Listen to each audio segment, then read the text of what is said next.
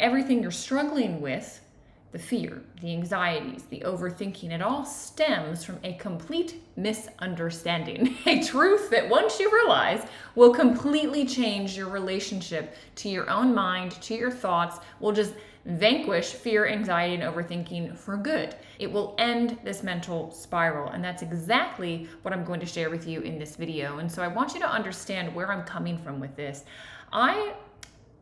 In 2012, many years ago, suffered a traumatic brain injury. I was hit by a drunk driver, and all of a sudden I found myself unable to work. I was having to just stay in a dark room. I had blackout fabric in the room, and I was just in bed. I was dealing with migraines, I was dealing with dizziness, and I couldn't do anything.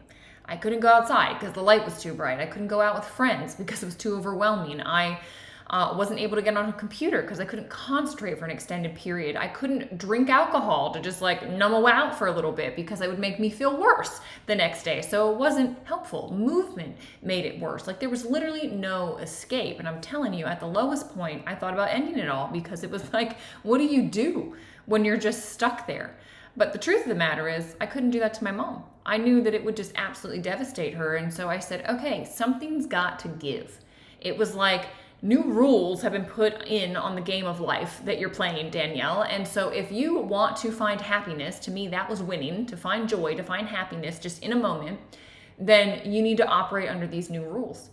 And those rules said, hey, you can't do this laundry list of things that you used to do to bring you joy. Like, we need to find new things. And so I started living literally in 10-minute chunks where I would just plan out the next 10 minutes and I would ask myself, okay, what's going to make me happy right now? What could bring me joy right now? What could make me smile? Or what could help someone else? Because truly, when I was able to help somebody else, that just opened my heart and made me feel really good.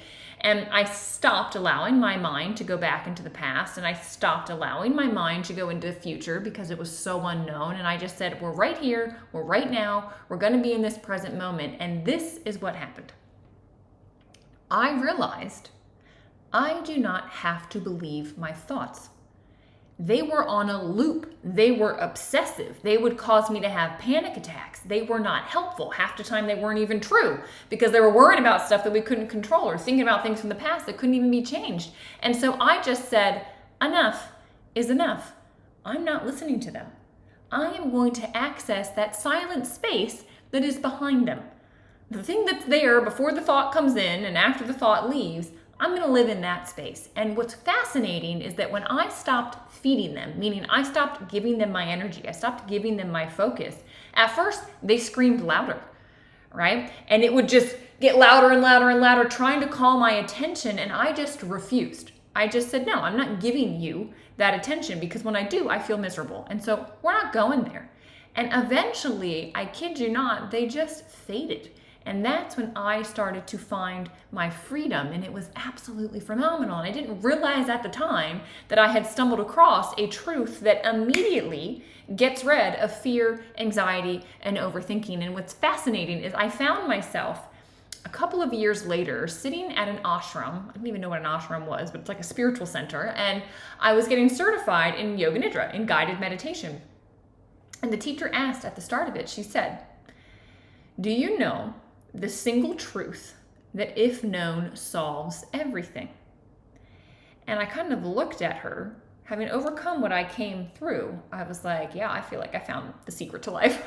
I found the hack. And out of her mouth, she says, this is what the yogis studied for thousands of years. And this is what they came to find. Realization.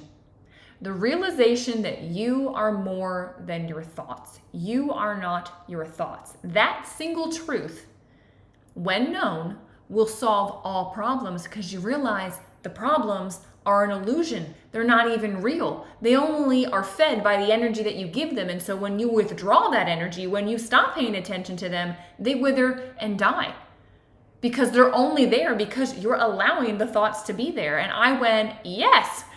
That's exactly right. I have lived this. That is the truth that will set you free. It's like you don't have to untie the knot that is there of all your fears and all of your anxiety and all of the overwhelm. It's like, no, that knot, that rope, it just gets burned up. The whole thing just goes because you realize I don't have to untie any of this. I don't actually have to solve any of these problems that my mind tells me I have. I'm going to stop believing all of these thoughts. I'm going to access the space behind them. All right, if this sounds a little crazy to you, let me give you an example. Okay, let's say you wake up in the middle of the night and you wake up because you heard a sound and you believe, you know, that there is somebody that's broken into your home. And so you find your cell phone and you call 911 and the police are on their way, and then you go to your safe, right? You get your weapon, you've got your gun, you're looking in the rooms for this person. And maybe even you're shooting, trying to scare them off, and the police come and they're looking everywhere, and you're looking at your security camera footage, and it's like you realize there was nothing there. You could have the best security. The cops could get there really fast. You could be the best person with a gun, right? You can, hit the target every single time, right in the bullseye. But if there was no actual threat, what are you fighting? The battle doesn't exist. It was in your head. That's what it's like when you're living with your thoughts and you're believing your thoughts. Understand this, all right? Your mind is constantly trying to keep your body alive. That's why it's there, okay? And so it is constantly analyzing the external world, and it is making an effort for you to seek pleasure and avoid pain so that your body can stay alive. This body-mind complex can stay alive, but it starts to see threats that aren't there. It starts to worry about things that don't exist. It makes you fear things that are unknown because it's worried about its safety, its survival.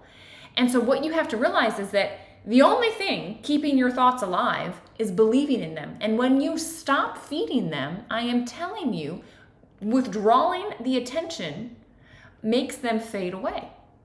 And you will actually find that behind them is the peace that you have been searching for this whole time. There is a calm stillness that is living there, and it will finally have a chance to rise up. And the beautiful thing, right, I think about it like you get to be the sky, and whatever weather is going to move through. And the fact is, weather patterns are going to continue to move through. I think people have this false perception that, eventually nothing ever happens that makes me upset or makes me angry, or I can just be blissed out and enlightened and at peace all the time. No, that's ridiculous, okay? Life is going to happen. There's going to be reactions that occur within you, right? And the first one's always free. It's just like, boom, that was a sad thing, or ooh, ouch, that did hurt. Like, we're human. We have feelings, we have emotions. We're not trying to get rid of them. We have thought patterns that happen. It's how much energy are you giving them, right? What are you doing? When the thing comes up, are you acting on the anger? Are you lashing out? Are you believing the fearful thoughts? Are you stopping? Are you creating space? Are you disidentifying from them? Are you realizing, oh yeah, I'm the sky. This is just a weather pattern moving through. How much attention do I need to give it? What has to happen here? Or can I just wait it out? Right? Can I just let this hurricane blow through, and then I'll be able to just stay accessing this space behind it? All right, that's the real you. And what's amazing is that, the yogis, they invented a technique to help you access this. I stumbled upon it out of necessity, okay, literally to survive. And the yogis said, okay, now that we've realized this, let's create a technique so that other people can access this and people can start to master this body-mind complex. And guys, that's why Yoga Nidra was born. Yoga Nidra is a tool. So many people, they say, oh, it's yogic sleep. It helps me sleep at night. I use it to go to sleep. No, you're missing the point. That's like using a hammer, to prop your door open. Like, yeah, I'm sure it can do that, but it's meant to bang in the nails, right? Understand what a tool was designed to do when you're going to get the most out of the tool. And so this tool of Yoga Nidra is designed to help you access the silence behind your thoughts, to help you disidentify from them. And in fact, get to a place where you can actually insert new ways of being, right? New patterns of behavior that you actually want to have that are going to be beneficial to you. It is so profound. And so I want to offer you a Yoga Nidra so you can access this space. You can simultaneously do this one thing that will get rid of fear and anxiety and overwhelm all at once. All right? So go ahead. This is a practice called Yoga Nidra. All you need to do is lay down, press play, listen to it, allow it to guide you into this meditative space, this place where you will be free from all thoughts, all anxiety, all fear. It's just going to go.